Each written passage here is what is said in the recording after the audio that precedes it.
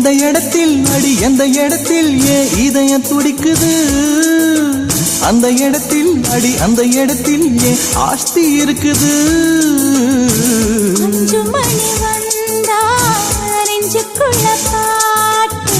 பூத்திருச்சு பூவு இன்னும் என்ன பூட்டு நான் உறவுக்காரி உறவுக்காரி உறவுக்காரி நீ கட்டிய வேட்டிக்கும் கட்டும் தாலிக்கும் உரிமைக்காரி